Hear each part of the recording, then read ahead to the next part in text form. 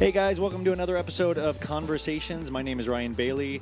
So we are in the heart of pilot season right now, and if you are interested in finding out more about us, go to lesliekahn.com. If you're looking for somebody to coach you, classes, put yourself on tape, you can buy a tear stick. We pretty much offer the range of everything that you need as an actor here. So look us up at lesliekahn.com. That's LESLYKAHN.com. Today we are very lucky to have an amazing actor, and on top of that, he is probably our top faculty member that we have here at Leslie's.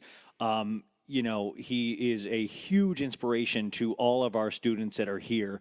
So very happy to have Mr. Tyler Poelle today. I'm blushing. Yes, I'm blushing. You guys can't see this because it's the radio. I have stubble. It covers it. Yeah. So Tyler, you've been here how long now?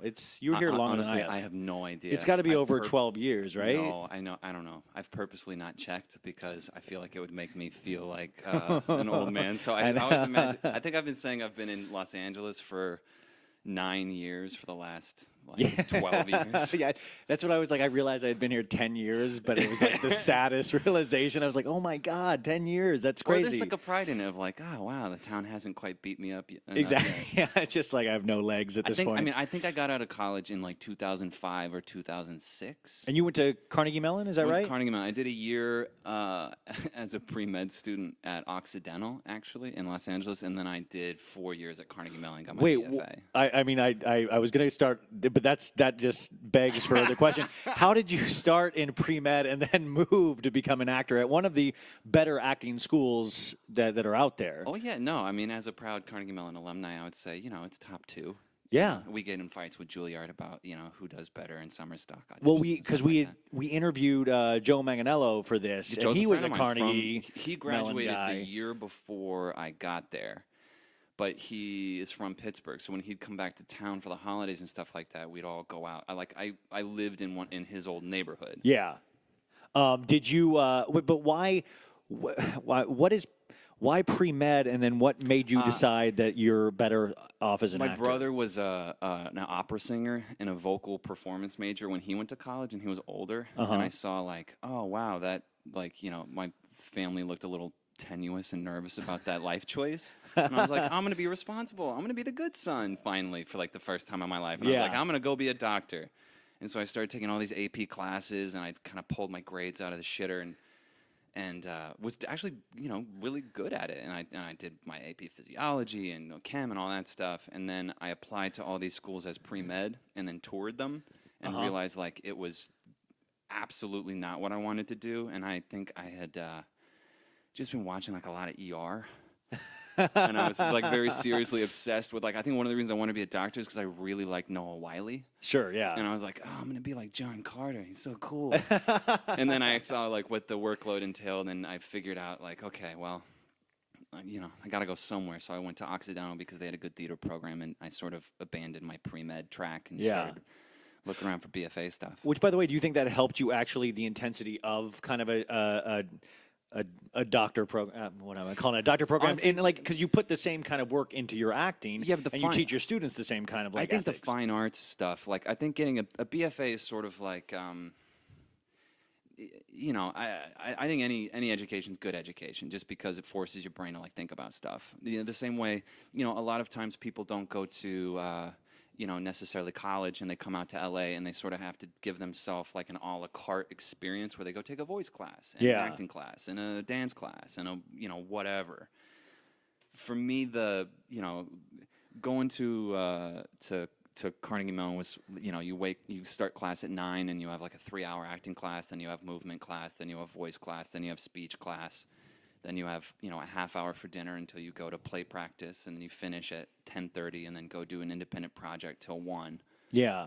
Walk home in the snow, start looking at your scene work for the next day, and, sleep a couple hours and rinse and repeat. So the intensity of that in a weird way, I think actually was really good in trying to, get my headspace okay with, something like pilot season now where, shit can get busy. And when it does, you sort of want to know that you can handle it. Yeah. And in a weird way, one of the things we talk about at the studio a lot is you train for the marathon, not the sprint. So when someone asks you to run 100 yards, you kind of giggle to yourself, and you're like, really, that's it? When we are working on stuff in class, a lot of times we're working on series regular stuff, and it might be 12 pages of monologues and super compressed, really complicated technical patterns you have to bang through.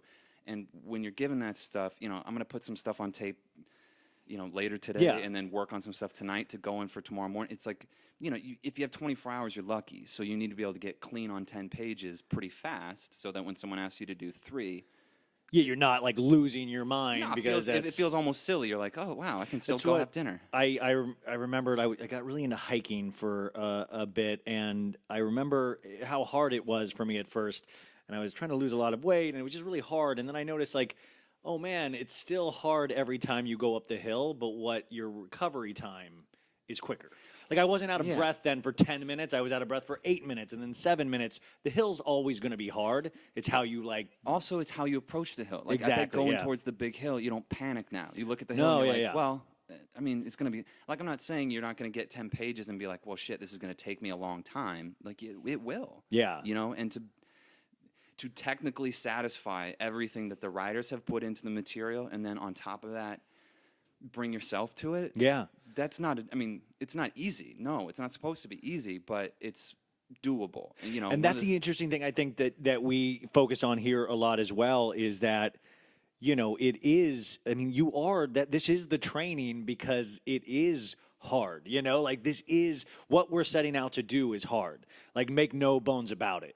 But it's how you approach that work. What we're saying it's a job. And also, it's a job that, like, it's not, it's not dinner theater in Poughkeepsie. Like, we live in the big pond. We're not a big fish in the small pond. We're, all relatively small fish in a very, very large pond. We're in the market where everyone moves here from other places to be, the best and the brightest and the most beautiful and the funny. It's like you go do shit at UCB and you look around, you're like, oh, this is the funniest person in every high school improv class. Yeah. And now we're all, you're at Groundling. It's like you're all of a sudden, you're showing up and you're like, whoa, not only is it the funniest people in every high school class, now all of a sudden, you're the funniest people in Los Angeles. Yeah, you're the final level. Yeah, it is weird to think about that, but it is that David Cross, the comedian, does a really good bit about that. He says, it's like everybody was, the lead in their musical at some small town. And so you come out to LA and all of a sudden you're being waited on by those people. Your dry cleaner is that person. So there's this level of kind of like sometimes a very, there's a pall cast over Los Angeles because everybody that's serving you is trying to kind of reach this impossible dream. Well, I remember one of my first real big jobs, I got to do most of a season of Scrubs, the last season. Yeah, which by the way, I'm so sorry, I got to go back, but you said that thing about the hospital that really, but your resume is huge. You've done a small part, a big part, series regular, and on everything I'm over what the you last. Call a journeyman. That's what I'm saying. You're a journeyman actor, But what I'm saying is that you've really worked. In the last year, like Impastor, Casey Undercover, American Crime Story. The list really goes for 3 pages: Grey's Anatomy, Criminal Minds, Scrubs. So, you have this kind of amazing resume, and at the same time, you are a journeyman actor. And what would you classify journeyman actor being? What is that? Someone who, the way I think about my job is I think about it like a job, And I think, I used to work construction for a little while when, in the summers between wearing a unitard and doing ballet. Yeah, getting my BFA, I was like, I don't know. Yeah. It's like I felt like I don't know, something was missing, so I'd come back. I'd go back to home, and I got a job driving a forklift. You guys all wearing your dance belts today? All right, let's tackle this. No, there was a dude named Thor who'd throw nails at me every morning when I'd get in my forklift and be like, "Hey, fuck you," and I'd be like, "Yeah, I love you too, Thor." But I feel like it's if I look at it like craft, then all of a sudden I actually have to approach it like craft. It's not, do I feel like getting up in the morning and crying or telling a joke?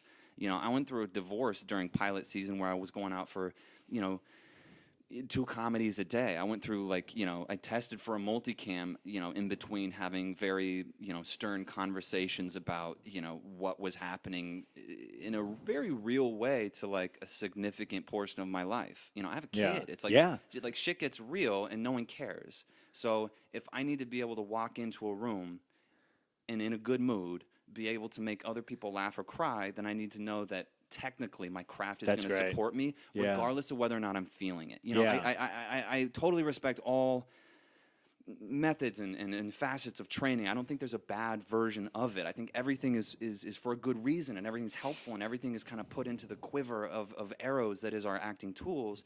But I feel like the actors are the only people that give a shit about that. At the end of the day, what is the audience's experience of what you're doing? Yeah. You know, the audience takes their journey vicariously through, like, what is the audience getting from it? You know, so I feel like as far as craft goes, you know, I've done a bunch of kids shows, and I've done some like serious adult you've dramas done and stuff like that. the whole and so range. Craft means that you know, if it's something that's not necessarily your bag, you can still appreciate the genre and understand what's being asked of you. And then like, you know, patron saint Jay Lacopo, like he said once, and you were in, I think we were in class. Yeah, we're in together class. then. Yeah, Tuesday night. Yeah. You know, and Jay came to class once after casting one of his pilots.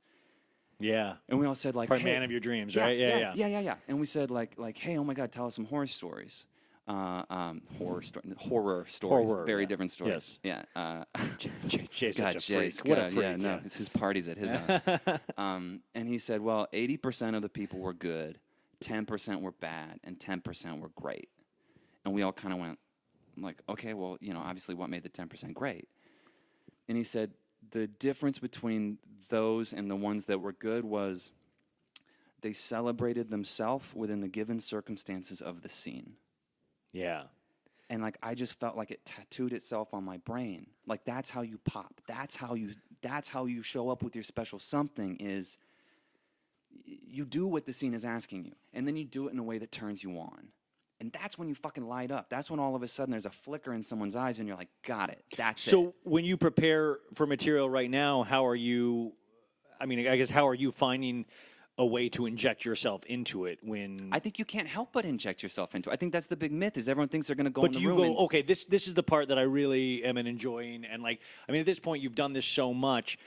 I mean, is it real easy for you to celebrate yourself in every audition? I mean, I'm not surprised by most multicam jokes that I see come across the page, and I'm not surprised by the interrogation scenes that, you know, a cop show provides. And it's all wonderful and celebrating its genre, you know, rigorously. And so the trick becomes like, how can I entertain myself? How can I celebrate myself in it? Usually that means that I'm going to be having, you know, a character thought that I find entertaining. Yeah. You know, whether it's like, you know, a character walks in the room and as opposed to going like, oh, look, hello, you know, it's like, oof, you know, who's shit in your bed? You know, the threading, the threading, meaning the moment to moment connection of the pieces of the scene, of the dialogue of the scene, the organic connection that pulls all of it together and makes it feel like a person. That's on me. You know, the script is saying go from point A to point B. That's the technical patterns. That's for sure there, whether it's a comedy or a drama. Then celebrating yourself means on the drive from point A to point B, I get to look out the window and see whatever I want. And that's where I get to that's where I get to entertain myself. Like, do I want to look at the mountains? Do I want to look at the weirdo on the side of the street? Like, I get to have whatever experience I want from A to B, and that's where all of a sudden it's mine. Yeah. You know, people are so afraid to walk into a room and do what someone else has been doing. They're like, oh, I don't want to do that. Yeah, someone else is doing it. Fucking bullshit. Like, because they're not doing it the way you do it. yeah, well, first of all, no one can do it the way you do it, and most people aren't even doing what's being asked of them on the most base level, which is, you know, use what's on the page and then add a little something extra. Yeah. You know, like you don't walk into a room and the producers are like, okay, here is exactly what I'm looking for. You walk into the room and the producers are thinking, I hope it's them. Yeah, Meaning, they really are. That makes their job easier. Yeah, you have to walk in being a solution to their problem, not I am 2 + 2 = I am 4. They're not going 2 + 2 = 4. They're going 2 + 2 = whatever it equals. Like, show me. Let me know. Yeah, they're going like, I'm shitty at math. They like make it up in front of me. Okay, so this is already, we could literally talk about, like, this is genius, but I want to go back now. So what, after Carnegie Mellon, why LA? Why not be a theater Well, first I moved actor? to New York, yeah. Okay. Because, you know, there was like street cred in New York, and I was like, I want to go cry and do Broadway stuff, and like, you know. Yeah, and I think I moved out to New York because I did a showcase and I had a little bit of interest from an agency out there that was really good, that was fine. They were, you know, like a boutique agency, and so I went out to New York, and I just thought, like, that's what you do. You know, most of the people I knew moved to New York. Yeah. And then I was trying to get jobs doing plays, and I was doing a bunch of like really weird downtown artsy stuff and some off Broadway stuff, and I was couch hopping and plant sitting. This all sounds so glamorous. Yeah, no, I mean, I mean, the great thing is I lived everywhere in New York. I was like in Brooklyn and every part of Manhattan you could think of. And if you had a cat, I probably watched it for a long weekend when you were out of town. So this is what, like 2003, 2004? Probably like 2004 or 5, maybe. I started going on tape for a lot of stuff that was being sent to LA. I wasn't getting very much love in the theater because I don't sing like a Broadway guy. Yeah. I got playing a band and I can sing ish, but it's like I sing like weird emo indie songs. I don't sing like Broadway tunes. So that's really how you make a living, at least at that time. If you could sing, you could make a solid living. If you could, wrangle some Broadway contracts and then parlay that into something else. And I was going on tape for shit at, Warner Brothers or NBC or CBS out there, and then they would send the tapes to LA for the producers to watch. And I kind of got set up with a manager out here, and I said, like, I don't know, it feels weird. I feel like I'm just going on tape for LA more than I am actually doing anything in New York. Yeah. And he said, why don't you move out to LA? And so I sort of like, I put in about a year in New York, and then I realized like it's just not where. Also, I realized, I did a lot. I did so much theater, and I love it, and I respect and all that stuff. But I actually like TV and film more. Yeah. Why? Because I don't like a long run. I don't like doing 6 months of something. Like, it doesn't sit well with me. I don't like getting locked into it, and I would be about to go out on stage, and I would just be like nauseous every night, and I was so fucking terrified. It's something about putting the whole play together in order, and then once it started, it felt good, but in between shows, I was a wreck. And you're not that way with auditions, or you've learned not to be that way with TV and film auditions? No, I think in a weird way, going into TV and film rooms, it's more exciting because I know what they want is something that's going to be a little bit different each time. When you do a play, a lot of times, at least theoretically, they want to lock in a version of it, and then the director leaves, and you do that version for 6 months. Being on set for TV and film feels different to me because, at least as I've come to learn working a little bit more, is a director and an editor, they don't want you to do the same thing 10 times. That you're fucking handcuffing them to a take, and now all of a sudden they have no choices in the editing room. So in a weird way, there's like this beautiful thing where you get to figure out who this character is and where the jokes are or where the sad stuff. Like when I was doing Grey's Anatomy, we'd do variations from a super compressed version of like, oh my God, my kid's sick, to like weeping, like, oh my God, my kid's sick.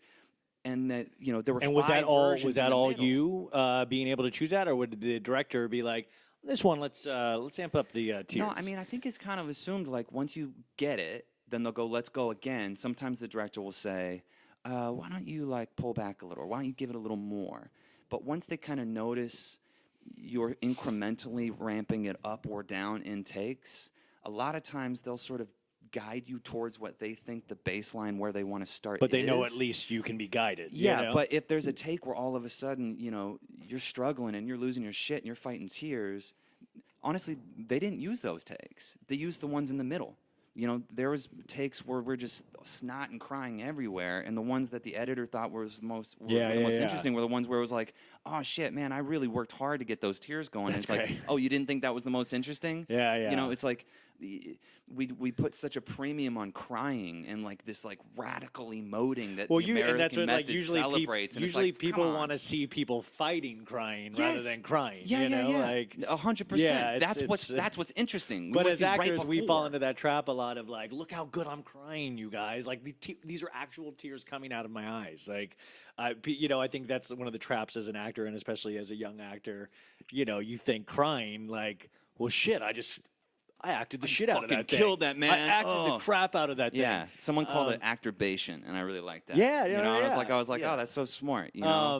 Wait, so you come out here, then you decide to come out here. Is it an immediate change, even in feeling than New York? I mean, obviously. Yeah, because it was rough. You move to a new town, you got to kind of figure it out. But my brother was out here for a little bit, so I kind of had someone to kind of like lock in with. And Your brother, the opera singer. Yeah, he ended up LA not was being like an the opera best singer. place. Okay, I was like, now he's LA's in Minnesota, the opera and his singer wife's a lit capital. agent, and he's a painter, and he still sings and stuff. But it was like, yeah, LA's the capital. Yeah.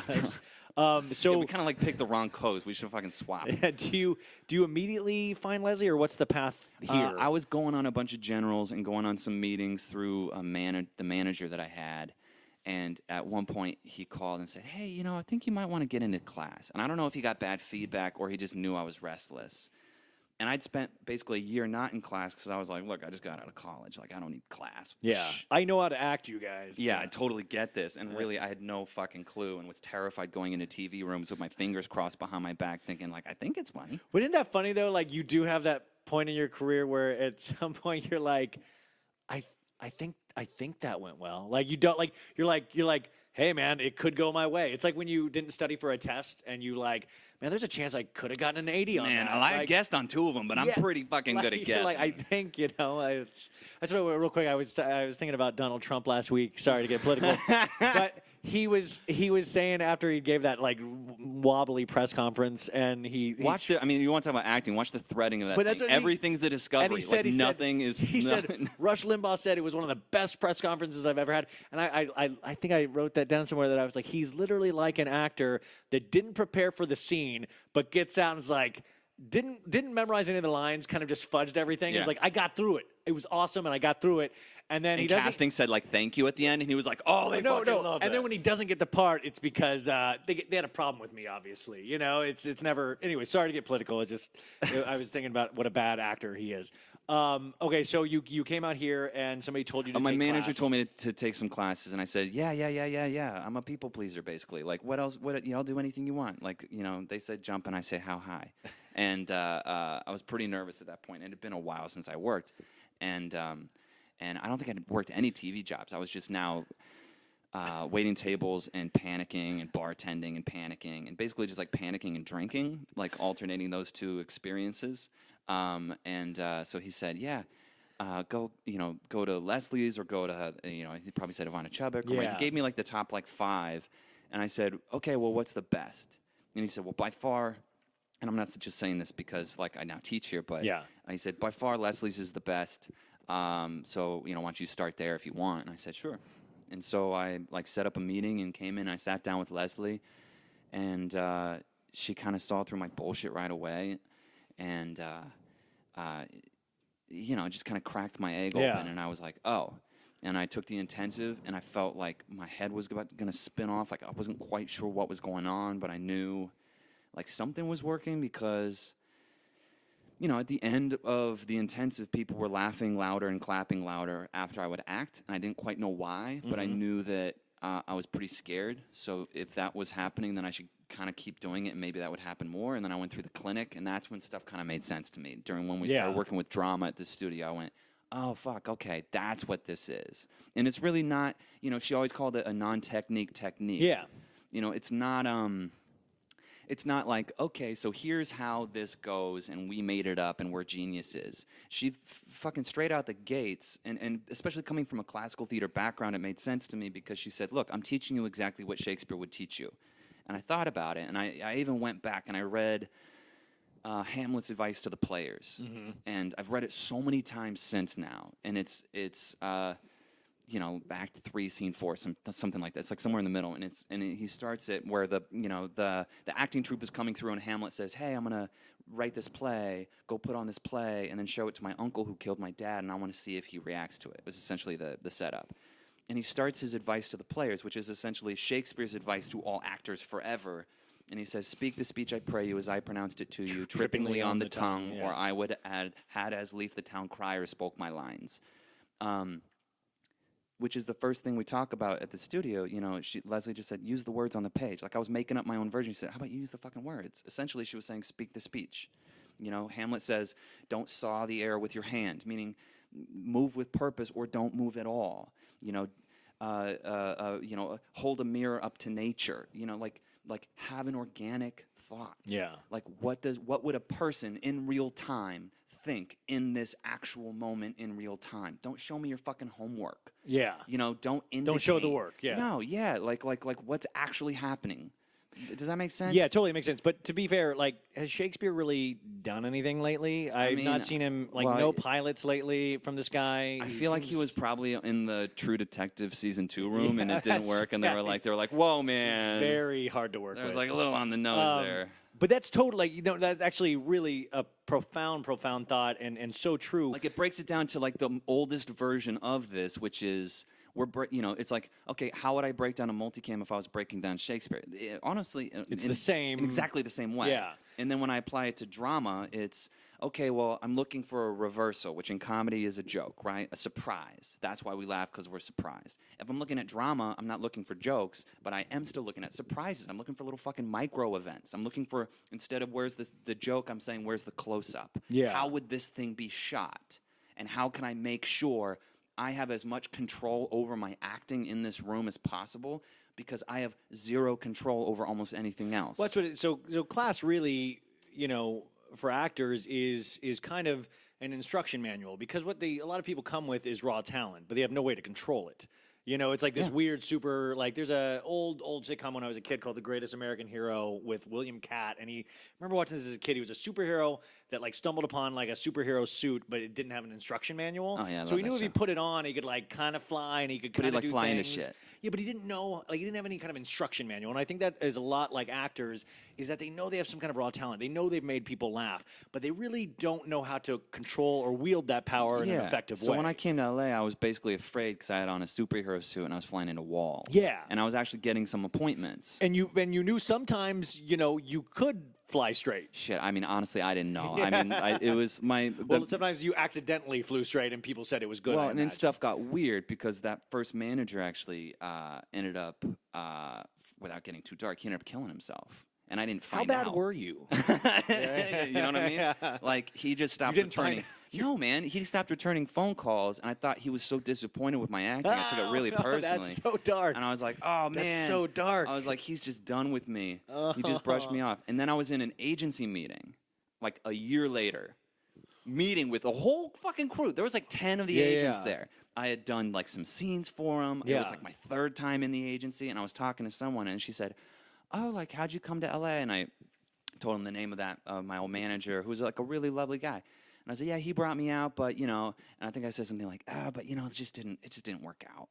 And they kind of looked at me like, well, why, right? And I was like, yeah, sometimes stuff just, you just I'm cool with it. I'm a cool guy. Yeah, I was not going to talk shit about it. And they went, no, like, seriously, like, he, gave his stuff away and hung himself. And I was like, oh. Wait, so you... I found out in a fucking meeting with the head of an agency. A year later, so you actually just thought your manager just never, like, called you ever again? You just thought eventually he dumped you without saying he dumped you? Yeah, my self-esteem wasn't amazing. Oh my gosh, that's amazing. Because no, that's so true. Like, I hate calling any agents. I feel like that could happen, where they just like, you know what, lose my number. Oh, that's so funny. That's almost a sketch. It's not. I mean, it's like, that's so weird. Okay, so then. So then I was like really like hanging in the wind, and the only thing I had was, well, I know that I need to work on my acting because I'm walking into rooms afraid, and I was tired of walking into rooms afraid. And I thought. And at no point did you think, well, maybe I should just quit entirely and go back to med or go back to you're a smart person. I feel like growing up, like. I would always, like, people would always say, like, oh, you're too sensitive. Yeah. And I always took that really hard, and I would always try and find ways to, like, be less sensitive and take things less personally. Yeah. And I think once I finally got into, like, really seriously got into acting, I found, like, I don't know how to be less sensitive. And I don't, like, I'm just wired how I'm wired. And, like, this is one of the only jobs that really celebrates that as a virtue. Yeah. Like, oh, you're like a little too empathetic for your own good. Like, stuff kind of messes you up. But there's this job where this you can sort of like slowly navigate like the human experience on a day-to-day basis, playing, a doctor or a parent or a fucking mechanic or whatever. Yeah. Where this really weird ability to like use your imagination and personalize stuff, that's kind of good for this job. So I guess I never really, I don't know. I like it. I like it. I mean, do you still have the same passion for it? Because you really do know the ins and outs of this business still. It's business brutal, right man. now. It's a game where you still have that kind of passion for it. Or do you're like, God, because I know you're a screenwriter. I know Yeah. is there ever a like, well, I've done this so long, and I'm working. Like I will continue to work. I mean, I have a tattoo on my foot that's a big arrow. And one of the reasons I have that tattoo on my foot is, and don't worry, it's covered up by socks and stuff, like doesn't fuck with casting or anything. But one of the reasons I have this big arrow tattooed on my foot is so when I wake up on hard days and you like take a big breath and look down at your feet as you're getting out of bed, it's like, it reminds me, just go in that direction. And honestly, it doesn't matter where your feet are pointed. Just keep moving. Yeah. You have smart feet, Let your feet keep moving when your head feels a little tired. Like, let your body do a little bit of the work. And whether that's, for me, I started writing screenplays. And Yeah. I did a rewrite on a Christian sex trafficking movie that... As you do, yes. as that's not about... Well, I mean, that's such a weird phrase. Yeah. Like I wrote I'm on my like third or fourth screenplay. Yeah. A couple of them are being passed Produced, around town. yeah. A couple of them got made. It's like, I feel like my feet just needed to move. And someone said, can you write this? And I thought, I don't know. But I said yes. And I think my girlfriend was out of town. And so I spent, a month writing a screenplay, going like, okay, like I think I can fix this. And on the phone with them, I pitched my ideas, and they said, all right, go ahead and try.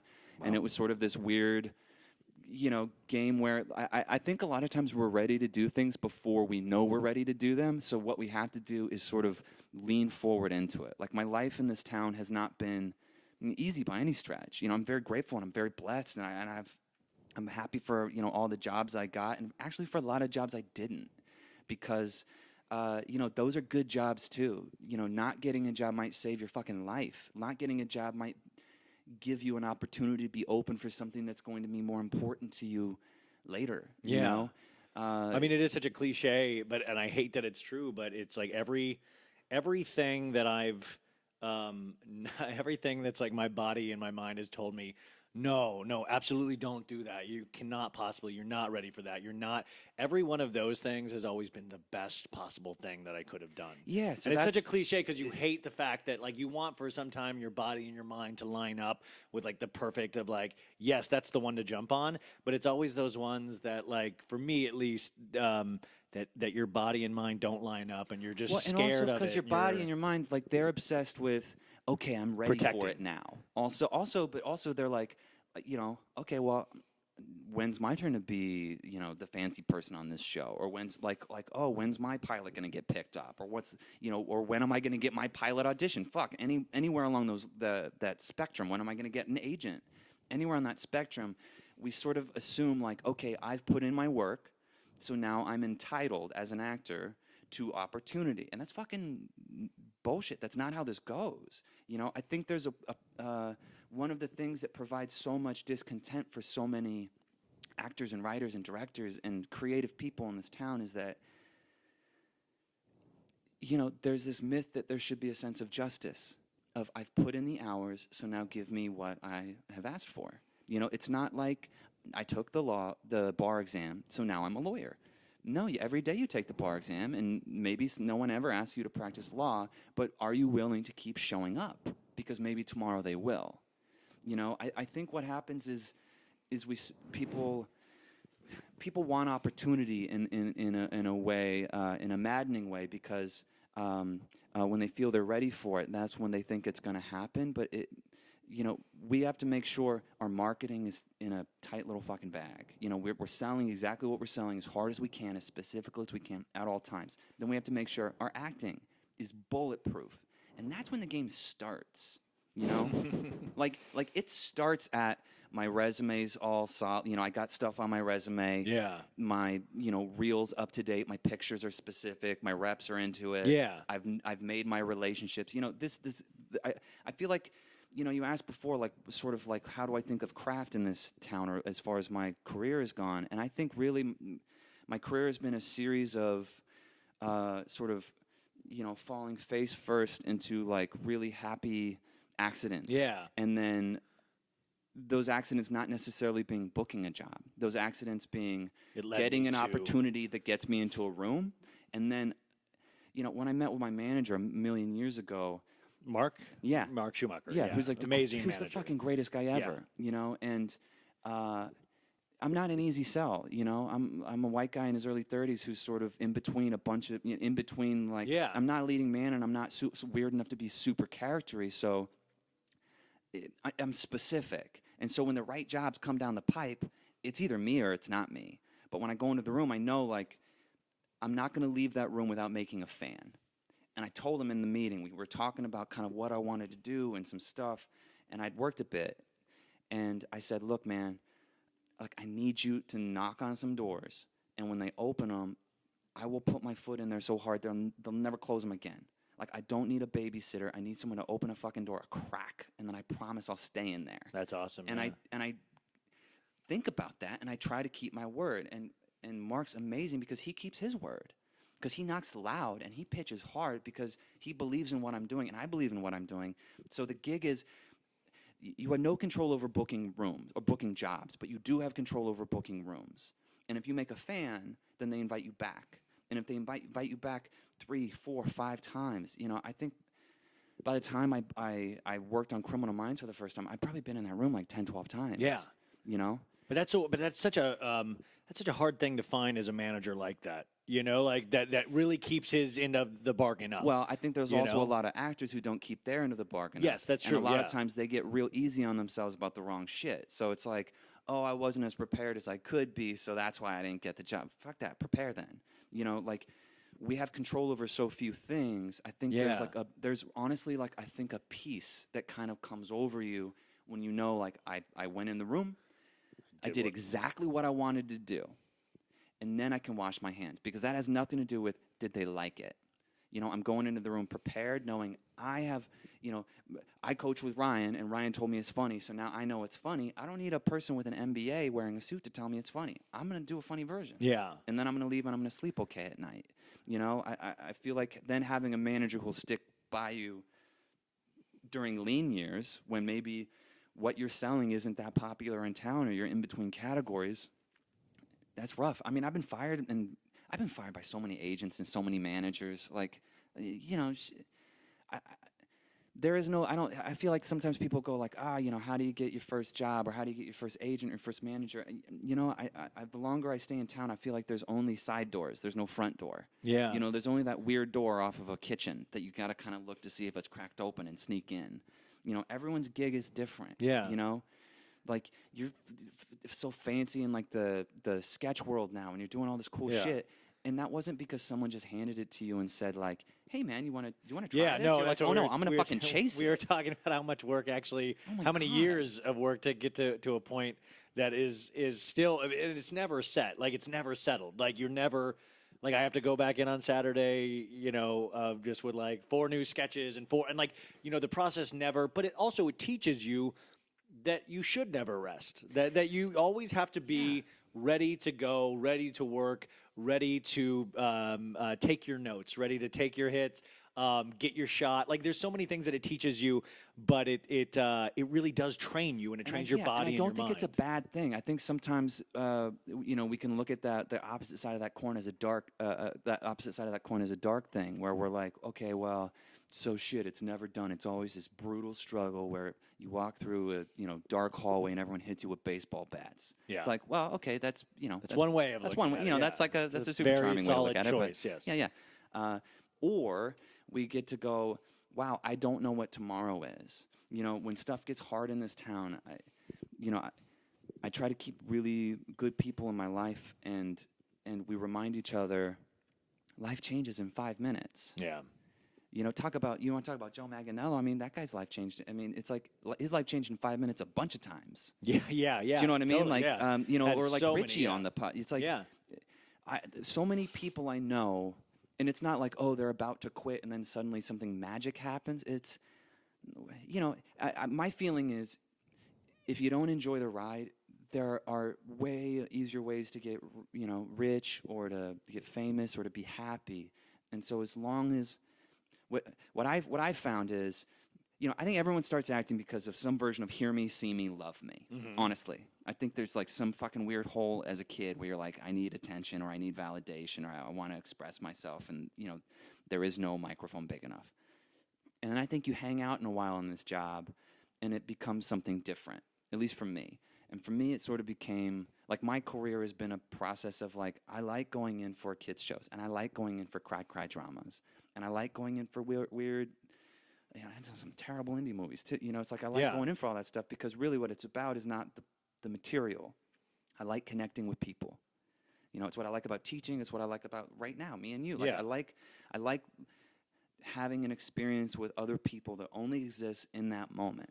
And the reason I like film and TV even more than theater now is because I know that moment is fleeting and it's special, and I like it that there's something that records that moment and it could change. I like walking into auditions and thinking, I don't know what this is going to be, and this is going to be a surprise. And because I've done my homework, it will be one of these 10 versions of the scene, but who fucking knows? We're going to find out on our feet in real time. And isn't that exciting? You know, I don't mess around with other stuff. So it's like took you a while. Did it take you a while to get that excitement? Yeah, it took me a while getting, you know, beaten with those baseball bats in that hallway to go, like, okay, if I want to keep doing this, I need to find, like, why, you know, I think you have to say, why am I doing it? And why, if the reason I'm doing it is because I feel connected to other people in rooms, you can do that in a commercial audition. You can do that in class. You can do, you know, I feel great when bus stop. I'm running a scene with a friend, and all of a sudden I'm like, oh, it feels special. Like I'm just interested in the moments that feel special. And they don't have to be professional moments for something to feel special. Because you're all this career's long, and you're going to get beat down so much. Like, it's got to be worth the ride. You know, between point A and B, the ride has to be worth it. Otherwise, like, why? Yeah. Now, you know, to actually get a little more specific into those experiences, now you were on Scrubs. What was the story behind getting that? I did a casting workshop with Matt Cain. So you did an actual, casting workshop. Yeah. So, and by the way, if you're living in Los Angeles right now, just recently, as of last week, man, it's like casting director, has hit the fan. You know, people are getting you know, crimes thrown at them. You know what? I'm going to say my first 3 jobs came from workshops. Scott David. First 2 jobs came from workshops. Criminal Minds, Veronica Mars. I got a season on Scrubs out of a workshop because Matt Cain, I saw him at a workshop, and he thought I was funny. And I didn't even have an agent. He called me personally and said, "Hey man, I thought you were funny the other day, and you had your phone number on your resume. Do you want to come in for this audition like tomorrow?" And I was like, "Oh my god, yeah!" And it was for some intern on Scrubs. Yeah. And I'd seen the show, and I was like, "Oh my god, I love that show." And I showed up, and it was me and like 25, you know, like 19-year-old Filipino dudes. Like I was a dark horse as far as like the marketing goes. Yeah. And I was like, okay, well, this is definitely not my job. Like, they're going a very different direction for this. That's totally fine. And there was like 4 scenes, and I did the scenes, and he laughed, and he said, "That was really fun, man." And he gave me a hug, and he's like, "It was so good to see you. Have a good one." And I said, "Okay." And I laughed, and I just forgot about it because I thought, like, well, that's never going to be anything. And then like a week and a half later, I got a call, I think from Matt, saying, "Hey, we want you to work this job. Do I need to send the paperwork anywhere?" And so I think I called my commercial agent at the time, and I said, "Hey, can you guys, like, I don't know. Do you guys have a fax machine? Like, I don't know what you're supposed to do, but..." Yeah. And I showed up, and Bill Lawrence was the executive producer and creator. And I think my first episode, Zach Braff was directing, and Bill was around, and he came out of the writer's room, and he came up, and he said, "Hey, Tyler, good to see you." And I thought, isn't that like, crazy? Oh my God, how's this guy know my name? There was no callback. It was off tape. Yeah. And so I said, "Oh, hi." And he said, "Are you surprised I know who you are?" And I was like, "I mean, kind of." He said, No. Your tape went everywhere, man. Like, people at NBC saw it. He's like, everyone saw it. And he looked at the writer. He's like, "Hey, Tyler's here." And everyone was like, "Hey, Tyler." I was like, oh, my God. Like, everyone actually saw this little tape that seemed inconsequential, which totally frames how I think about self-tapes today, too, is that you never know where that thing ends up. Yeah. And so that turned into, you know, every couple weeks or every other week or a couple weeks in a row, I would get a call saying, you know, "Come to set." And with that show, they were writing up to the last minute, so you'd show up, and you wouldn't have any sides. They would say, "Come at 6 a.m., and you'd get there and go through hair and makeup, and you'd ask around and be like, "Hey, do we know what we're shooting?" They'd be like, "Nope." And then you'd get a call in your dressing room like, "Hey, all right, we're going to do a walkthrough." And you were like, "I don't have sides." And they're like, yeah, no one does. And so you'd go to set, and a writer would hand you a page of hot paper, and you would look at it, and you would walk through it for camera blocking for the first time anyone's saying it out loud ever. They would say, okay, be back in 20 minutes, and then you'd go learn it to go shoot it immediately. And then later in the day, they'd hand you the rest of the script, which was like still warm from a printer. And you just we kind of worked like that, where you had no idea what you were doing until you showed up and were doing it. Wow. Yeah, so it sort of also imprinted the idea of I need to be able to work quickly, because that's professionally my job is to be a professional adjustment taker. Yeah. Is to make choices and then with zero ego, hear the adjustments given and fold them into my version of a character that already exists. That should be on my tax return. It should say actor, parentheses, professional adjustment taker. Yeah, but you get flagged if that was on your tax return. Yeah, they'd also I'm sure automatically get into it'd be like a corporate thing. Yeah, I'm not incorporated, so I'd be.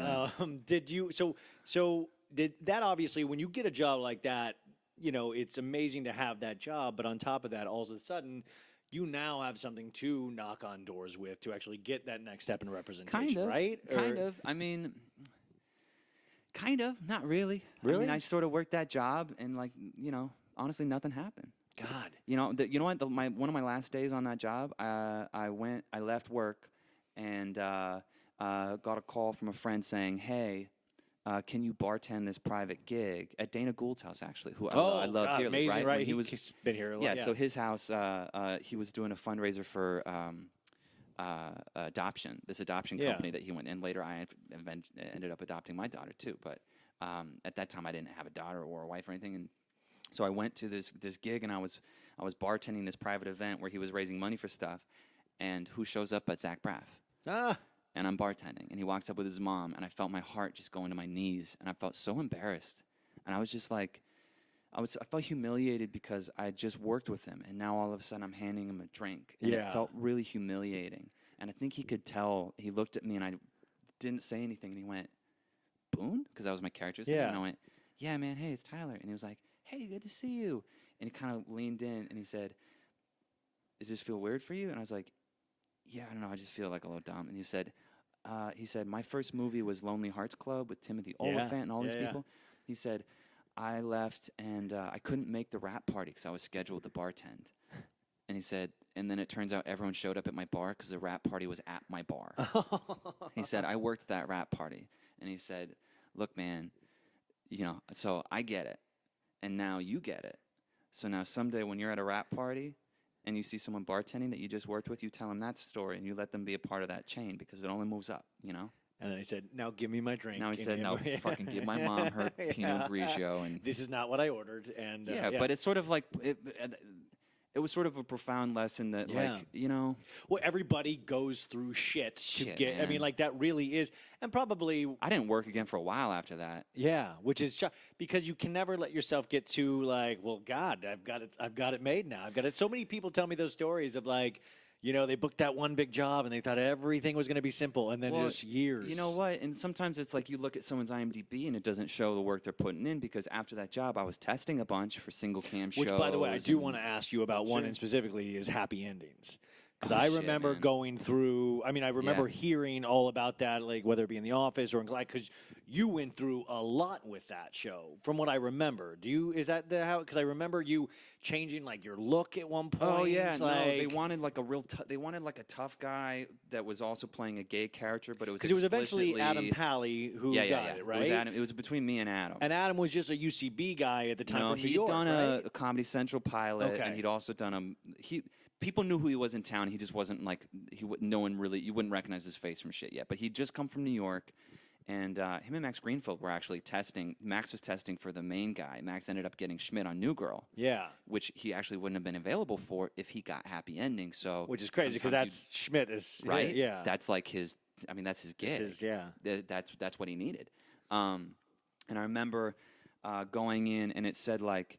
I was having a real rough time in my life, I think, around there too, and it was like, he's gay, but he's not, and it was like this really but don't think about it as like it's not Jack from Will and Grace. And I had a motorcycle at the time, and I think I also had a very young daughter, and so what I did was I used to ride my motorcycle to auditions. Yeah. It kind of relaxed me, and then also made me feel like a badass. And I'd walk in with my boots and shit, and have these conversations where I like walk in with my motorcycle helmet, and it just made me feel like I'm relatively nervous person sometimes. Yeah. And it made me feel not nervous. I knew I was faking it well when I was wearing motorcycle shit.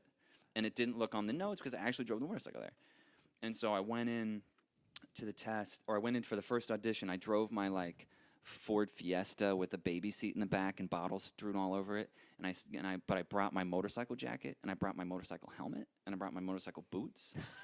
Yes, this is one of the, I remember. So I walked in, and Susan Bash goes, "Oh my God, you ride a motorcycle?" And I was like, "Oh yeah, no, it's blah, not even a thing." Yeah, I was actually reading for a different part, and then they told me, "Hey, can you go out and read this other part?" And so then I switched parts, read that, and they had told me to come back. So I came back, I wore all my motorcycle shit. And Susan, apparently, her husband rides a motorcycle, and one of the guys in the room, he's like, "Oh, I ride a bike. What kind of bike? Blah, blah, blah." And so I had like 10 minutes of talking about motorcycles as I'm just pissing myself, like so terrified. And they're like, "Let's do the scene." And I remember they were like, be loose with it. And I was like, I ride a motorcycle. Like, yeah, I can't whatever. be any other way, man. Yeah, I am so loose. and for some reason I started improvising some shit in the middle about Lorenzo Lamas. And I was like how like my version of the character like thought Lorenzo Lamas was super hot. Maybe because I had like a motorcycle thing going. And they were into it. And I left, and I got a call saying they want to test you, come back. They're going to do a work session tomorrow.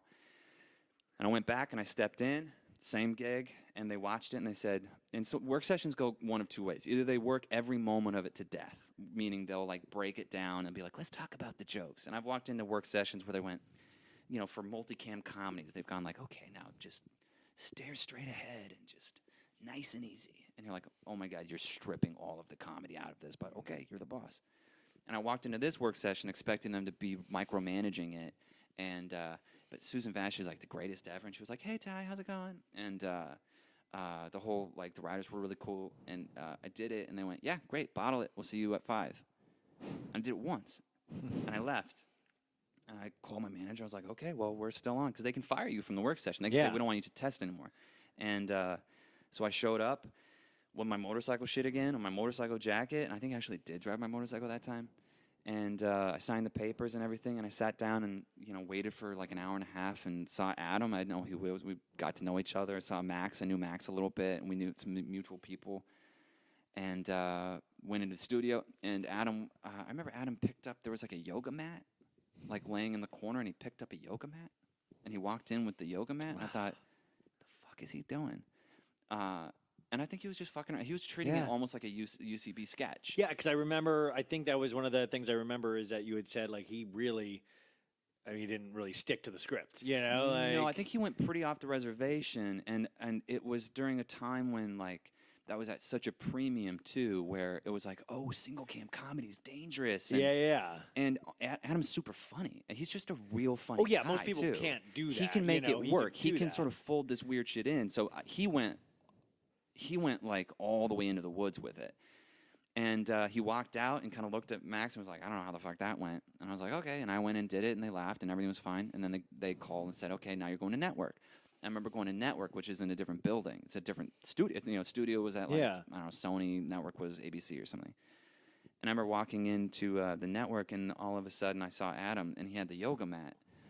And I was like, "Did you bring that?" And he was like, "Casting brought it. They want me to, like, fuck with the yoga mat again." And I was like, at that moment, I kind of thought, like, this is not my job. I'm cannon fodder now. And I've actually tested a lot like that, where I look over to my right and someone's famous, and I look to my left and someone's famous, and I know that I'm going into a room not as a space filler, but as someone whose job it is to make strong choices. And I've actually been told after the fact by an old rep, like, they weren't, what an old casting director said, like they weren't really going to give you that job, but you were our version of showing them what it looks like when it's singing. Todd Grinnell is a lot like that. I heard, before his kind of recent streak, is that a lot of people will bring, I heard, like, it's like, because he'll show how it's supposed to be done, especially in, like, multicam and oh things yeah, like no, that, I spent a lot of time sitting next to famous guys in producer sessions for pilots, looking around, going like, okay. And it used to fuck with me because I would think, and P.S., I'm okay with being cannon fodder because guess what? Someone's still watching my acting. Yeah. And you know what? And if Les Moonves sees my acting 5 times in a row, eventually I'm not going to be cannon fodder. Todd Grinnell's on a show right now and it's killing it, Yeah, I mean, that's not for no reason. It took you 10 times. I mean, like, yeah, so I'm an advocate of, like, if you keep bringing me into the room, eventually I will squeeze some employment out of you. Sorry, I lost my No, train no, of no, no. thought. So I mean, it just but so many times like that, you said you've like looked to the left, looked to the right. Oh yeah, it used to mess with me because I would think like, man, I am the only one here I don't recognize. Yeah, yeah, yeah, yeah. You know what I mean? Like yeah. I know like exactly what all of your versions of this scene are going to be because I know your work. I'm fans. I'm literally fans of you. Yeah. And that's a real shitty headspace to be going into an audition with because Yeah. you're like, well, you know, I'd cast them, but here I'll do it for you also. And then I sort of had an aha moment once where I was just I think my career has been a series of also just getting tired of like letting my head be my worst enemy and taking a deep breath and feeling like, okay, well, I don't have it in me anymore to stress about this.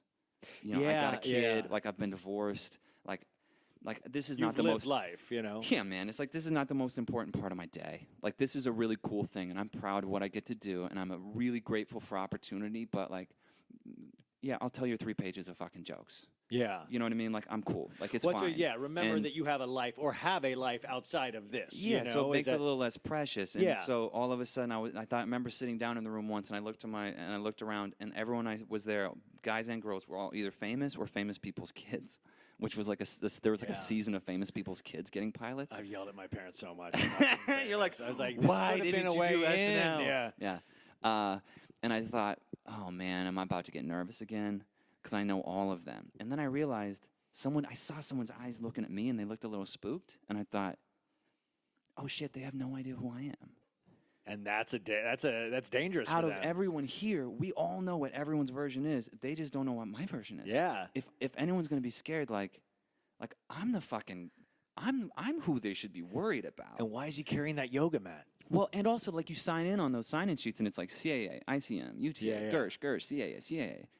And I love my agent. My agent's awesome. They swing hard for me, and they're a boutique agency. They're on this. They're not CAA, and so looking at that sign-in sheet, if they see me, they're like, well, what the fuck is this guy packing? Because like, I don't recognize him from a show, and he's not with my agency, so he actually must be bringing something to the party, you know. And it started to make me feel good when I would walk in. I'd sit down, I'd see everyone who was famous, and I'd think, yeah, cool, I'm keeping good company. You know, so it stopped kind of negatively affecting my auditions when I changed sort of my bad actor thought, like this kind of disabling thought, into something that actually kind of made me feel good about myself. Yeah, that's amazing. So that really is incredible. So what is the most, I guess, most difficult audition you've had, or difficult like story behind an audition that you've had that you've actually like are so proud of, that like stands out to you in terms of like the amount of work, or maybe even just the amount of like weird circumstances that led up to that audition, and then the actual audition went the way you wanted it to go, or didn't go the way you wanted it, but you learned like the most invaluable lesson from?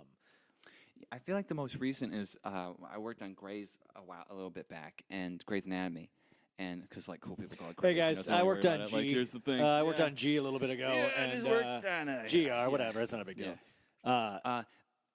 You know, in the last handful of years, I've been trying to get more love in like the 1 hour world and in the feature world and in like heavier stuff, especially as my marketing is changing. So that's a natural thing that you, as an actor, you shoot for, and you let your manager. Oh yeah. Like, how do you like? Yeah, no, I've taken jobs where they weren't great jobs, but they were on 1 hour shows, and you know, just because my manager and I have had conversations going like, it's harder to get into 1 hour rooms right now for you.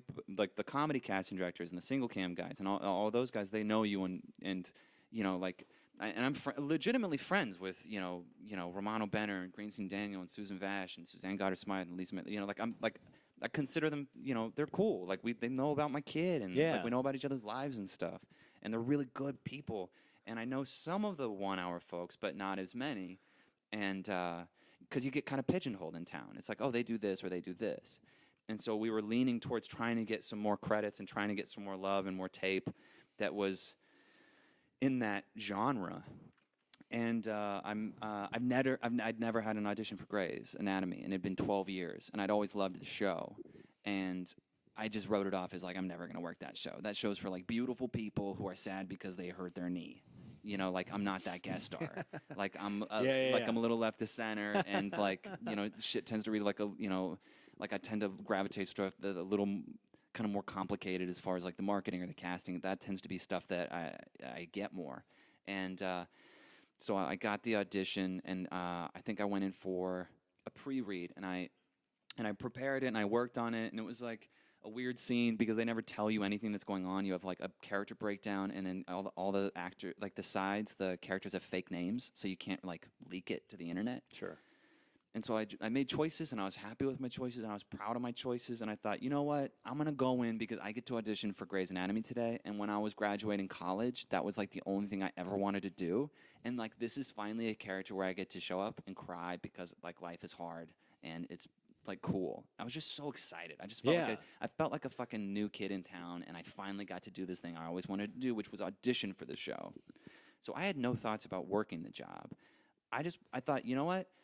It's actually my job for 5 minutes. I'll be the only person on earth for 5 minutes doing this guy on this show. So I walked in thinking, I booked the job for 5 minutes today. Yeah, that's awesome. And if they want me to do it later, they can pay me to do it later. And I walked in, and Joel Johnstone and Jim Mahoney, and like I actually knew, matter of fact, no, this guy Jeff, I knew like 5 of the 6 guys in the waiting room were legitimate friends of mine. Yeah. And we laughed and talked and caught up. And then Joel and I ran it together.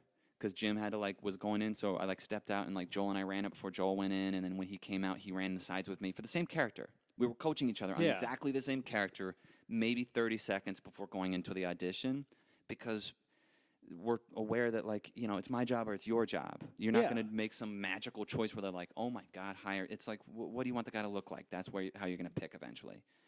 And it felt so good to I felt like such a sense of community. And I went in and I did it, and I felt like, great, now I can put that to bed. There's no way it's going further. If I was going to give the job to someone, I'd totally fucking give it to Joel. Why would it be no way going further? Because I'd never gotten into that office before. And so you're new. Yeah. And I was struggling getting some 1 hour love, and I just thought it's, honestly, it's probably not my job. So that's fine. And then I got a call to show up the next day, and I showed up the next day, and I saw a bunch of the guys I knew again. And I thought, oh my God. And I started to care. Oh, no. And I walked in, and it was, the producers and director and casting and stuff like that. And I felt myself get a little tight, and I felt myself go a little bit off, and I felt my brain kind of step out and watch itself for a second. Yeah. And I had to kind of get my head back in it, and it was kind of flustered, and it was a high stakes scene, and my point of focus got kind of met. And there's all this stuff that sort of was so easy the first time was really challenging for me in the second scene. And I finished, and I thought, fuck, I kind of think that went like I wanted, but I don't know. And I called my girlfriend when I got out, and I was like, I don't know. I'm going to go ahead and say that was like a 7 or 8 out of 10. I don't feel great about that. Yeah. And I got really bummed because I felt like I let myself down. Yeah. And then I got a call saying, you booked the job. And I was like, holy shit. And they're like, and it's top of show. You have 6 days of work. You have a bunch of scenes. I went, oh my God. Did you? And you're like, but did you tell him 7 out of 10? Did you tell him I fucked up? I was in my head. I was sort of let him know. No, but that's why I'm saying it was such a lesson, is because I think the reason we try to keep our craft elevated so high is so that when you have one of those days where you're a little bit out of it, they can't tell the difference. Yeah. Do you know what I mean? And it was and I beat myself up for 2 days after that. It really wrecked me because I just let myself care so much. Yeah. It was I was letting my 20-year-old self down. And it was a lesson of you know what? Just because you thought it went great doesn't mean they're going to hire you. And just because you thought it went poorly doesn't mean that they even saw any of the hiccups or any of the chinks in your armor. It's you're responsible to be as prepared as you can at all times. So when you have a fucked up day and your head goes a little sideways, you can either jump back in it or they can't tell. Now, what are you seeing out there right now that would actually make you tighten up if you got a chance to work with? Or, I mean, is there anything out, or are you kind of so conditioned at this point? I mean, is there what would shake you? What show? Yeah, what show? What actor? Who is important to you right now, or always has been in a crazy way that it would be my God, I mean, I think Anthony Hopkins right now is just the king of stillness and specificity on Westworld. So I feel like sitting across from him in a scene in Westworld, I would stillness each other. Yeah. I would pee my pants a little. And also because he's always half smiling, so I'd be like, oh fuck, he can see inside my soul. He knows that I'm terrified right now.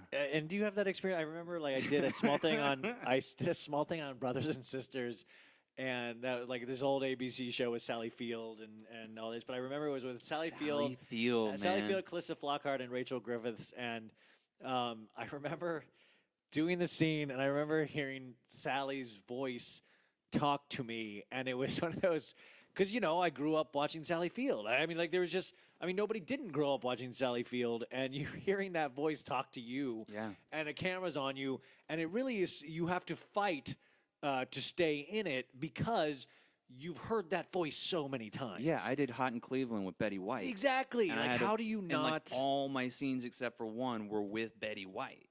And my kid watches Golden Girls with her now. My kid knows who Betty White is. You just actually got on Hulu, guys, this past week. Yeah. I mean, check it out. You want to see some... she's just... I mean, she's magnificent. And like, I've worked with Mark Cherry a little bit, doing snapshots, Gloria Cowderon Kellett's thing, and he would tell stories about Betty White. And so it's like she's just paramount in my head of like she's just a comic genius. Yeah. And still a comic genius. Effortless, yeah. And so I got that job off tape. I got that job off I put it on tape. I booked a multicam off tape. I have no idea how that happened. It like never happens. Jeez. So I showed up to set for the table read, and she was there, and I freaked out. And then I showed up the next day, and it was another table read, and she was there, and they changed my character totally. So it was the first time I'd ever seen the lines. And I was like, fuck, I'm about to get fired off this job. And all I wanted to do, my whole mission was, I need to survive this week because I feel like this is going to be important. And I apparently didn't fuck it up. Or they thought it was their fault because they changed the sides again. And I showed up when we started rehearsing, because it's a multi-cam. So we rehearse all week, and then you shoot at the end of the week. And I would step on to the sound stage into this living room, because I'd seen the show a bunch of times, into the living room. And then Betty White would walk in, and she'd be like, hey, darling. She came over and like shook my hand and was so sweet. And we would chit-chat a little bit. But hearing can be kind of tough for her. Yeah. So she kind of hangs out, and she has someone like an assistant who helps her and gets water and stuff like that. She's in her 90s. 90s, yeah. And I remember the first run through, my jokes were kind of landing. I could tell because they were laughing, but they were still changing a bunch of stuff. And then when we were doing the final run through for network, and it was like pressure was on, I had a scene with her, and a joke landed, and it crushed. And she looked at me and kind of gave me a nod. Game recognizes game. Yeah. And then when we had the load-in, when the audience came in, it like crushed again. And I was so terrified that the joke that worked was going to be a piece of shit now, but it crushed. And the scene ended, and she looks over at me, and she just gives me a wink. And there's a set photographer that actually got that wink. No way. Yeah, there's a picture of Betty White winking at me. It's actually on my website. Winking at me as I sit next to her on a couch, and like my heart swells with so much joy. I almost started crying in the middle of a taping. I almost burst into tears. God, those are like that. I mean, that's why I do think this industry, above all other industries, when it's hard, like moments like that make everything worth it. I don't know if other jobs have those moments. I mean, these have we have lows, but we also have these kind of amazing things because it's tied into our childhood and what we love and entertainment. And I still think America's greatest export of all time is entertainment. Yeah, and when you have a bad day, you get to go you know what, Betty White thought I was funny that one day. Yeah, so no matter what. If I don't care, maybe, okay, so you didn't give me that job, head of the comedy department somewhere who's never done stand-up or improv in their life, that's totally fine. Maybe our taste differs, but, Betty White thought I was funny one day and told me a story about, drinking vodka with her dog. Or, it's like... Yeah, I remember I was at the Groundlings doing a rehearsal, and our... Jim Rash, the writer who won the Academy Award for The Descendants, on Community. I'm a huge fan of his, but he had to come in to watch our teacher teach. And I remember I got a laugh out of him, and I was over the moon. I mean, I sucked the rest of class, but I got one laugh. You're you know what? I fucking did it. But it was one of those, it was just oh, God, it's so nice. I don't know. There is something about that, and I try not to be, I'm definitely not, try not to be too cocky, but you get those kind of those are really good filler out things. It used to be there'd be people in class that I really looked up to and admired, and and people who like work all the time, like Aol or something like that, where it was really hard to get him to crack, you know, and you get him to start laughing at something. Or like Jay, you know.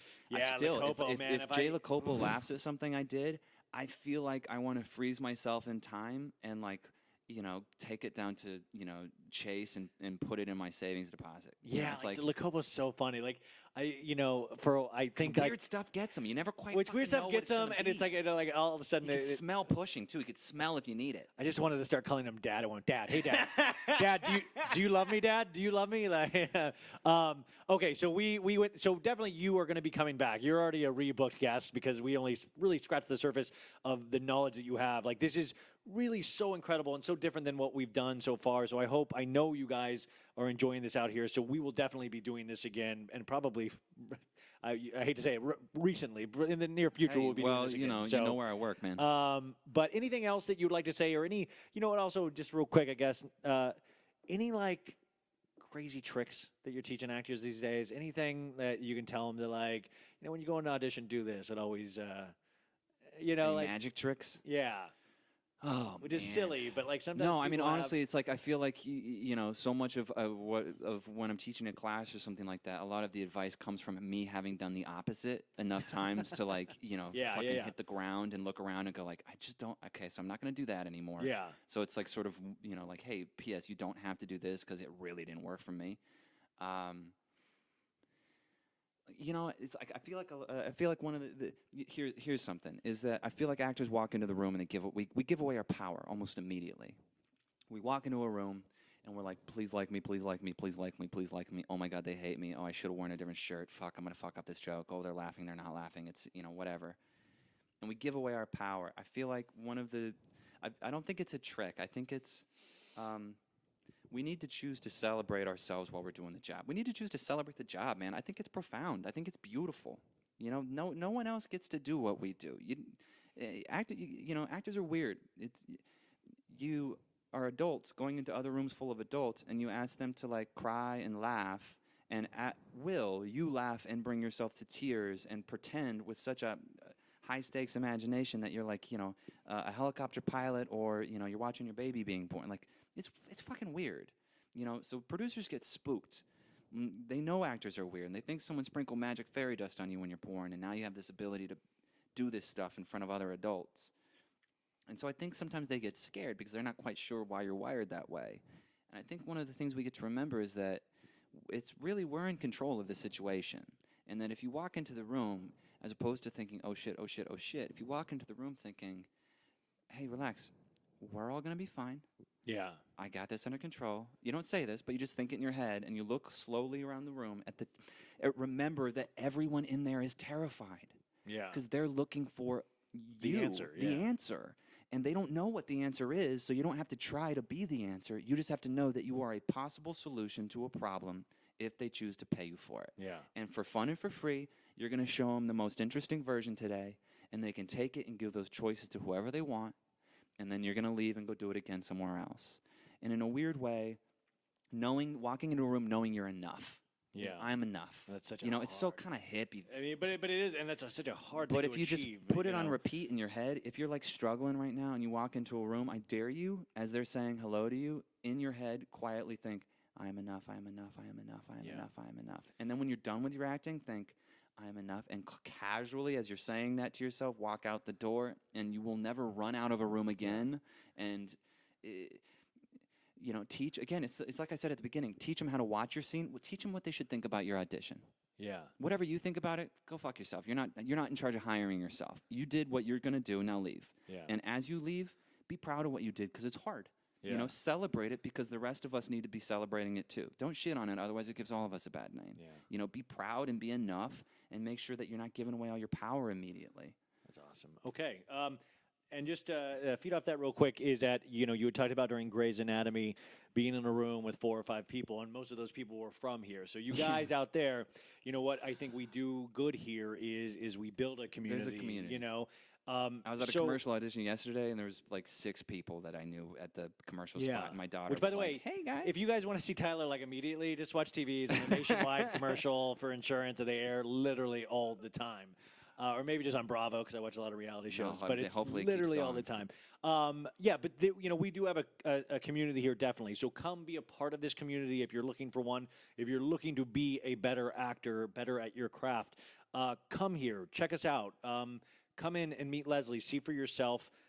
There's no hard sell here. So we are what we are. If it works, it works. If it Yeah, doesn't, come doesn't. check it No out. harm, no foul. LeslieKahn.com. Yeah, so we'll see you guys next time. Thanks so much for listening.